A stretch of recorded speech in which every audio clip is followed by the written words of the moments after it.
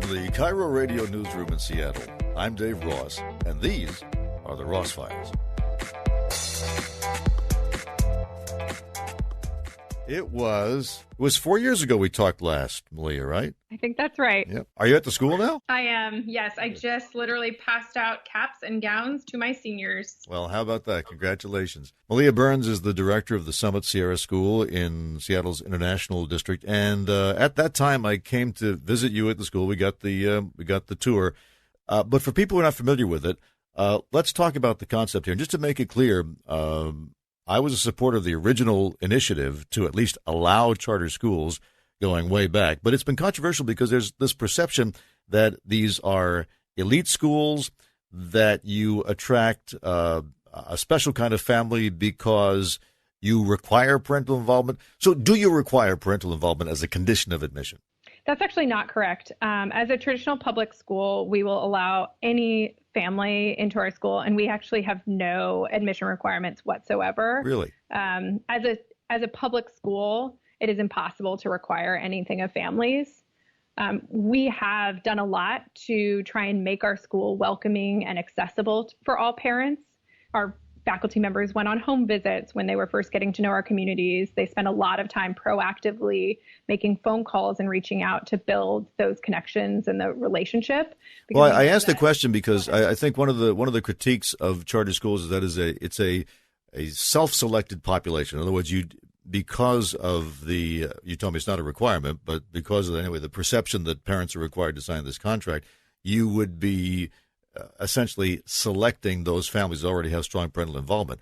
But you tell me that, in fact, it's the teachers who are responsible for going out and establishing that connection? That's exactly right. We don't assume that families are going to do that. In fact, a lot of parents have had maybe not great experiences of engagement in the past. And so I think that it's really the onus has been on us to reach out and form those relationships with families. And I will say people give in different ways. And so some parents are able to contribute by, when we call, consistently reinforcing the things that are happening at school with their own children. Maybe they don't have time to come in because of their work schedules or things that they have on their plates. Other families are able to give in different ways where they are able to come and volunteer. So I would say that the type of partnership really varies, but the support that we've gotten from parents has been really tremendous. And when it comes to helping students who were not being helped by the traditional schools, and I recall that one of the parents I talked to at the time said that her child was being ridiculed, the language was just offensive, and the child wasn't learning. For the kids who are the cause of some of that trouble, do you take those kids as well, or again, do you tend to attract the students who are already well-adjusted to a school environment? Well, just like any traditional public school, we have such a diverse student population. And so while we have students who have traditionally been successful in school and have kind of figured out how to navigate through school and have really strong habits, we also have many students who did not come in with the skills to navigate school, who don't have strong habits, who struggle with emotion regulation.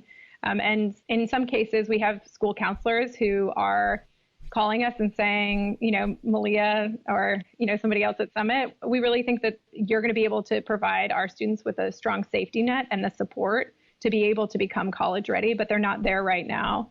And so one really nice thing about our student population is we've been able to attract all different types of students from all different backgrounds, all different types of learners. So we really do have a diverse cross-section of student community. So did you have behavior problems and were you able to deal with them, or did anybody have to be expelled over the past 4 years?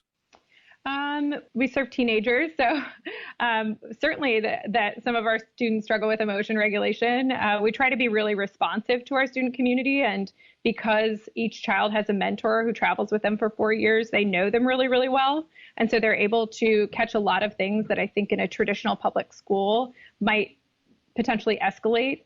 We also have peer mediation structures to be able to resolve conflict before it gets to the place where potentially students are solving that conflict in a physical way or attempting to solve it and rather failing to solve it.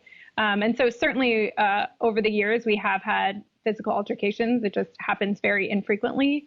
And I think over the past few years, we've had, I'm trying to remember, we've had a couple of expulsions, but I think it's been certainly less than what are happening at traditional public schools because of the safety nets that we've been able to form. Mm-hmm. Okay, so there have been expulsions, but you described them as a handful. Correct. Okay. What's your college acceptance rate for the first class? Yeah, so 98% of our graduating seniors have been accepted into at least one 4-year college or university. That our big goal is 100%. So we still have 2 more folks who we're working with who are still in the process, but we're so proud of the accomplishments of our class. It's just been amazing to see their success. And I still have to calculate this, but in our region between our school here in Seattle and our sister school in Tacoma, our students have received over $3 million in grants and scholarships. So it's really exciting. Sounds pretty good. So what's the size of the graduating class? We have 93 students who are graduating here at Sierra. All right. Did you have any dropouts along the way? We had students who transitioned to other high schools. We had students back when you and I were talking, I think that was potentially right after the initial decision from the Supreme Court that charter schools were no longer going to be legal in our state. And so understandably, families were really concerned about the sustainability of our schools. And so some families made the decision at that point to transfer to schools that were not in a precarious situation, although we were really grateful that the vast majority of our families did stay with us. And then there have been other students along the way who have transitioned to other schools because potentially, they didn't realize what it would be like to go to a school with just 400 students, and they really wanted that big Friday Night Lights high school experience. And so, they transitioned. Yeah. But what I'm getting at is, because I want this to be a fair comparison. What's the dropout rate as we would understand it? Kids who just either couldn't hack it or for other reasons had to drop out before graduation.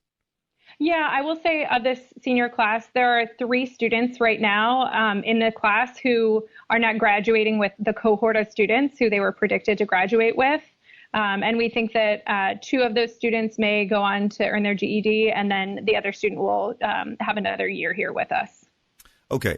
So based on your experience with these charter schools, is there something then that you think you have to offer to public schools who might, hear these statistics and say there's no way she's telling Dave the truth? Are there tactics, are there strategies that you think could be used to help other schools that are struggling more than you seem to be with things like dropout rates and college acceptance rates? Yeah, I will share some of the tactics that I think make our program what it is. And I would say that they're not necessarily, a couple of them might be unique to our design, but several of them aren't. And they're being implemented in schools across the country, both traditional public schools and also in charter schools. 2 of those really strong structures, I think, one is a mentoring program. And I know that there are some schools that are looking even in Seattle at adding mentoring programs, but that has been so incredible for our students, just every child having a mentor for 4 years and that mentor community, that person who knows them extremely well and ensures that they're progressing academically. It is a role that requires professional development for teachers and time in the schedule. And so that's a little bit tricky for some districts, but it really is powerful when you're able to do it. So that's one thing. I think the second part that is happening at several schools throughout the country is a really strong program around college. And I know that at many traditional public high schools, there are programs like AVID or programs that potentially some students have access to. And I think that, wouldn't it be great if all schools just ran those programs for all students? And you see really strong, strong results from programs like that, where you're having every single student receive a lot of touch points along the college graduation process, and a single person ensuring that the student is applying to 6 colleges, of which there is a variety of match, reach, and safety schools, that they are all taking the SAT in their junior year, and that they've taken it multiple times. These research-backed activities that lead to higher acceptance rates and also higher college graduation rates. And then somebody to walk them through the application process, because it is pretty complex. And not all of our students have strong executive functioning skills, even when they're 18. And so it's really important that they have somebody to go through all of that who's here on campus to make sure that their transcripts go out on time, to ensure that there's somebody writing letters of recommendation and can support that organization. And so we as a school have done that work together in collaboration. And again, we offer our teachers professional development so they're able to support our students in that. When I visited, there were no textbooks. Everybody had a computer at the desk. Did you stick with that model? We did. And I think that is part of what makes us unique. Our philosophy is really that, the laptop is a tool. The curriculum is all written by our teachers. So we're not buying programs to instruct our students, but really the fastest way to get students the most current information is going to be on a laptop. It's much cheaper, in fact, than replacing textbooks year after year in order to keep up-to-date information. The other thing is that through technology, we use different tools to allow for students to get feedback from their teachers in real time, for them to be able to see their progress, and then to comment on each other's Word documents, to be able to do projects that are more integrated. And it's really supported our philosophy of helping our students become self-directed learners, because everything is really transparent to them, so that they know that if they're working to get into a very selective college and they know I need a 3.8 or above, they are really clear at our school about what it's going to take in all of their courses in order to get there. And they see that in a really comprehensive way, because we have a rubric that's used throughout all of our classes that's really focused on cognitive skill development. And so, yes, to answer your question, yes, on the laptop. And it's really helped our kids not only become tech savvy, but learn how to self-direct their own learning. And you mentioned that it's cheaper to use the computer. So what is your cost per student there compared to what it would be at a public school? Since we are a public school, we receive most of the same funding that traditional public schools do. However, we are currently underfunded because we don't get the levy dollars that traditional public schools do, which is a problem in Washington State. And so we've been advocating to get those levy dollars, but currently we're in the next cycle will be, I think, about $2,500. We'll be receiving about $2,500 less funding than other traditional public schools in Seattle. Yeah, I should point out, charter school is a public school, so you get public funding, but apparently not as much. So I don't get it. Then how do you stay in the black? We try to be as lean as possible with our kind of activities that we offer and with our facilities, and we try to be really thoughtful with how we spend money. But we also have had to fundraise in order to fill the gap, to offset the levy funds that we're not getting. Unfortunately, that's not sustainable. And our goal is that as a school, we are able to be sustainable off the public dollar. So we need laws to change so that we're able to have access to those levy dollars. So in other words, you got to that 97%, 98% college acceptance rate by getting $2,500 less per student? Yes, offset with some fundraising dollars. So yeah, I do think that right now it would be fair to say that we're spending about the same amount as a traditional public school, but some of those had to be fundraised. I see. Okay, so one more thing. Unions. You're not unionized, correct? We are not. Does that play a role? Well, what role does that play in your ability to provide, to get these results? Well, I will just speak to some of the flexibility that we have.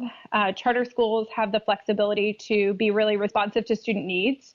And one of the things that I really value as a school leader is the ability to form really collaborative relationships with my faculty members. So as an example, I'm able to go into their classrooms on a weekly or even daily basis to give them feedback and support. I know that sometimes in unionized environments, the relationship is really formalized to the point where, you're emailing the teacher and scheduling when this observation is happening. The real goal here is that we're able to work together to be responsive to kids, and that there's not bureaucracy that's in place that would potentially prevent us from being responsive to their needs. That flexibility to be responsive has had a huge role in how we do school here. How does the staff feel about that? You said your turnover was pretty low, right? Yeah, between our first and second year, we had 100% of faculty return. Between our second and our third year, I think there were 2 faculty that transitioned.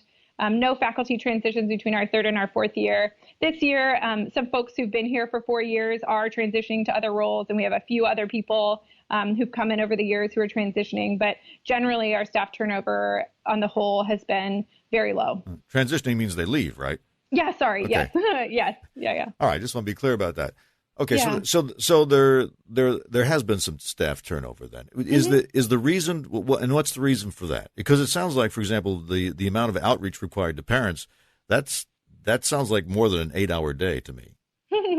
Yes. I mean, I'd say that, there are teachers who are working well beyond a 40-hour week in, schools across the country, every type of school.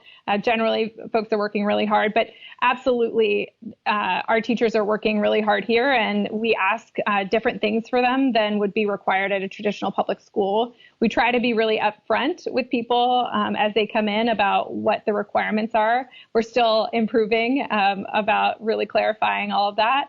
But I think that in general, people really cite the opportunity to have input in the way that our school runs, in the design of it, has been a hallmark of why we've been able to attract great folks. I think the other thing is that they feel like they're playing on an all-star team with other really positive, engaged faculty members. So I think that's another thing that keeps people here. And then when people transition, actually, the majority of people who have left our school have left because they've decided that they would like to do a different job other than teaching. I think we've had 2 people leave and teach at other districts. Are you getting a healthy number of applications of people who want to work there, or is it considered to be a hardship post because of the level of commitment that's involved? We actually do get a fair number of applicants for each of our positions. I think that people are seeking jobs like ours, and the opportunity to get results like this feels really good. We get people who are really committed to the mission, and people who are willing to work really hard to do that. And what about your student applications for the next semester? We have, for our 9th grade class next year, we are projected to have a fully enrolled 9th grade class and projected to have wait lists in our 10th and 11th grade classes. So it sounds like there's demand there, huh? Yeah, there is demand, and we also have a West Seattle school. There's a middle and a high school there. So we've actually opened another school here in Seattle area in order to respond to the demand of families. So in terms of how far this movement should go, I think what's the limit on the number of new schools per year? Do you know? The cap is 40 charter schools. So we'll see how we grow towards that. I know that there are 4 charter schools that were just approved within the last week by the Washington State Charter School Commission. So the cap is 40 charter schools total forever? Is that per year, or what is it? That is, I think the year is 2020. And then there's an opportunity to potentially lift that cap, but that would have to happen through legislation. I see. So do you think that as the word gets out about these schools that there will be a demand for more of them? I think so. I think especially as families are seeing the results from, graduations, the opportunities for students to go to 4-year colleges, as they continue to see strong SBAC results and academic results, I think that the demand will rise. I know as a parent, those are questions that I would certainly have were I, trying to decide where my students should go to school. And so I think that as we are able to share our results with the community, logically parents will be more interested. I think that one of our challenges has just been getting the word out. Have you gotten criticism from, public school teachers or proponents of public schools that what you're doing is unfair in some way? It's interesting. I don't get a lot of opposition personally. I do know that there is opposition. I think that generally what I've heard is the concern about dollars that are no longer with traditional public schools. I just actually heard one of my students responding to a reporter when she was asked about that. And she said, the dollars deserve to stay with me. And if I'm here and I think this is the best option for my education, that's where the money should be. And I thought that was really powerful and certainly what I believe as well. But I understand that it is complicated. Yeah. I haven't asked about racial makeup, but I guess I should because that's a question everybody wants to know. So I know the original image of charter schools was it was a bastion of white privilege. So what is your racial makeup? We are an incredibly diverse school. We meet the definition of true diversity where there's no one racial or ethnic group that is more than 40%. I believe that our students of color right now are just shy of 30%. And so just over 70% of our students are children of color from every single background you can imagine. 20% of our students are African American, about 20% of our students are East African, mostly from Somalia, although we also have students from Ethiopia and Eritrea. We have students from all parts of Asia and Pacific Islands. We have students who are from different Latinx countries. We have students who are of native descent, many mixed race students. So it really is a truly diverse student body. Yeah. So what about you, Malia? You came back here after working in Chicago for a while. This was your dream. I mean, you're here out of idealism. Are you burned out? Are you going to stick with it, or what are you going to do? Yeah, I'm not burned out at all. It's been a really challenging 4 years, but it has been so rewarding. And the experiences that I've had have been incredible. It's actually been quite emotional. I've been writing my graduation speech over the last week, and I've been looking at all the emails and all the photos of the last 4 years. I remain even more committed to the work. I am switching roles next year. I'm going to be in a role where I'm supporting all 4 of the Summit schools. And so I will be leading professional development and managing the principals. So maybe I've even more doubled down on my commitment to charter schools in our region, and I'm really excited for it. So no, I'm not leaving. It's certainly been hard. I probably have a few more gray hairs and wrinkles, but they've all been worth it. I don't know. It sounds like you ought to just be exhausted and ready to collapse at this point. Well, you'll see me up on stage. Hopefully I'll make it through. But it's been a really sweet moment too. We've been working really hard for this, and it's incredible to see the kids live out some of their dreams. So I'm excited to have you on Tuesday. Okay. Malia Burns, the director of the Summit Sierra Charter School in Seattle's Chinatown International District. Graduation on Tuesday. Malia, thanks very much. Thank you so much. Take care. Remember that when there's a longer version of the interviews on Seattle's Morning News, you can usually find it right here in the original form, unconstrained by the limitations of a live broadcast. And you can subscribe so that when someone says, "Did you hear what was on Seattle's Morning News?" you can say, "Not only that, I heard the part that wasn't on Seattle's Morning News." So my advice is to subscribe. And then when we talk to an author, a politician, an entrepreneur, an artist, a scientist, a teacher, a journalist, a celebrity, you'll hear every word. I'm Dave Ross. Thanks for tuning in.